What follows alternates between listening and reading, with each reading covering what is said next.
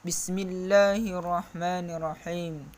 Karena itu, suatu keharusan bagi kita untuk mencari unsur-unsur yang mampu mendorong manusia melakukan suatu perbuatan, di samping mencari tujuan yang hendak dicapainya. Dengan demikian, kita akan memahami kapan suatu perbuatan itu dikatakan baik dan kapan dikatakan buruk. Untuk mengetahui unsur-unsur pendorong serta tujuan yang hendak dicapainya, ternyata bergantung pada jenis akidah yang diyakini oleh manusia itu sendiri. Bagi seorang muslim yang telah beriman kepada Allah Subhanahu wa taala bahwa Allah telah mengutus Nabi Muhammad sallallahu alaihi wasallam dengan syariat Islam yang menjelaskan perintah-perintah serta larangan Allah dan mengatur hubungannya dengan Allah atau dengan dirinya sendiri ataupun dengan manusia yang lainnya, maka seorang muslim yang meyakini hal ini wajib menyesuaikan seluruh perbuatannya dengan perintah dan larangan Allah. Tujuan yang hendak diraih dari penyesuaian ini adalah mendapatkan ridho Allah Subhanahu wa taala. Karena itu, setiap perbuatan mungkin akan mendatangkan murka Allah dan ridhonya.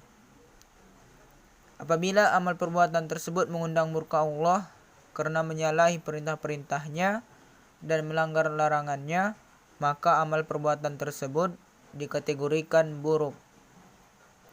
Dan apabila amal perbuatan tersebut mendatangkan ridho Allah melalui ketaatan terhadap perintah-perintahnya serta menjauhi larangannya, maka amal perbuatan itu dikategorikan baik. Atas dasar ini, kita dapat mengatakan bahwa predikat baik atau khair dalam penilaian seorang muslim adalah sesuatu yang diridhoi Allah Subhanahu wa taala. Sedangkan buruk atau syarr adalah sesuatu yang dimurkai Allah Subhanahu wa taala. Hal ini berlaku atas seluruh perbuatan yang dilakukan oleh manusia atau yang menimpanya dalam lingkaran yang dapat dikuasainya. Adapun perbuatan-perbuatan yang dilakukan manusia atau yang menimpanya dalam lingkaran yang menguasainya, maka manusia memberikan predikat baik atau buruk sesuai dengan kecintaan dan kebenciannya atau kemanfaatan dan kemudaratannya. Hal ini diungkapkan oleh Allah dengan firman-Nya, A'udzu billahi minasyaitonir rajim. Bismillahirrahmanirrahim. Innal insana khuliqa halu'a idza massahu syarru jazu'a wa idza massahul khairu manu'a. Artinya, sesungguhnya manusia diciptakan bersifat keluh kesah lagi kikir. Apabila ia ditimpa kesusahan, ia berkeluh kesah. Dan apabila ia mendapatkan kebaikan, ia amat kikir. Quran Surah Al-Ma'arij ayat 19-21. Dalam ayat lain, wa innahu lihubbil khairi lasyadid. Sesungguhnya dia sangat bakhil karena cintanya kepada harta. Quran Surah Al-Adiyat ayat 8. Meski demikian, predikat baik buruk ini bukan merupakan sifat sesungguhnya dari suatu perbuatan. Ada kalanya seseorang melihat sesuatu itu baik padahal buruk, dan sebaliknya, kadang-kadang melihat sesuatu itu buruk padahal baik. Firman Allah Subhanahu wa taala, wa 'asa an takrahu syai'an wa huwa khairul lakum wa 'asa an tuhibbu syai'an wa huwa syarrul lakum wallahu ya'lamu wa antum la ta'lamun. Boleh jadi kamu membenci sesuatu padahal itu amat baik bagimu, dan boleh jadi pula kamu menyukai sesuatu padahal itu amat buruk bagimu. Allah mengetahui sedangkan kamu tidak mengetahui. Quran Surah Al-Baqarah ayat 216.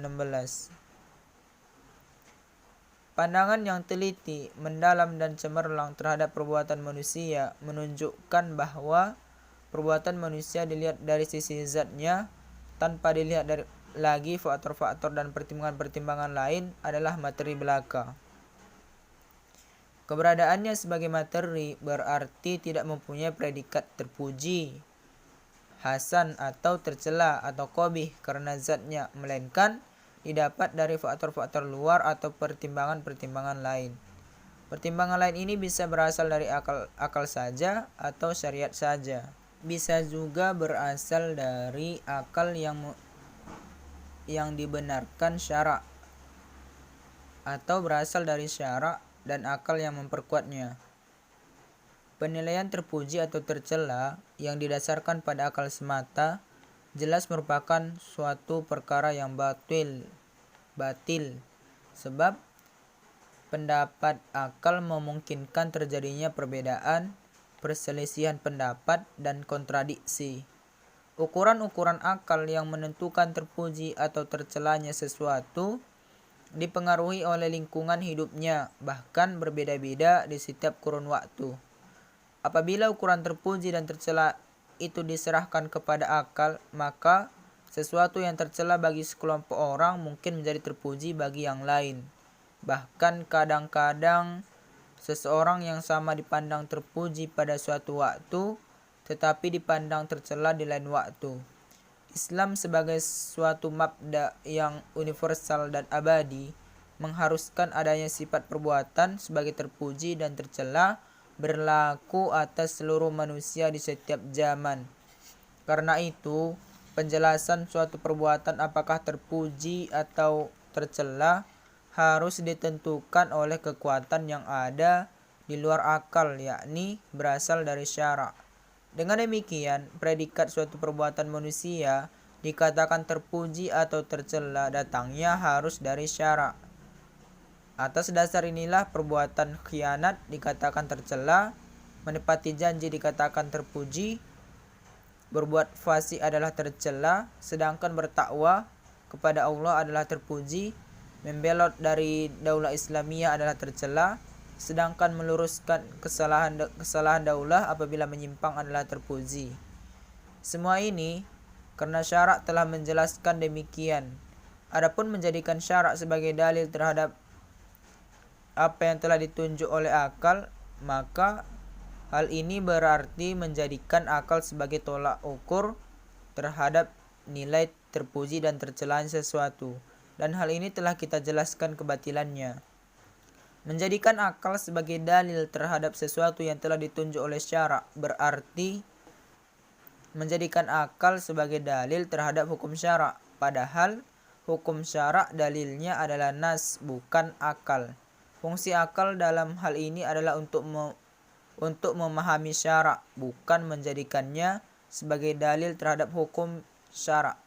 Dengan demikian, terpuji dan tercela semata-mata hanya berdasarkan syara' saja, bukan akal.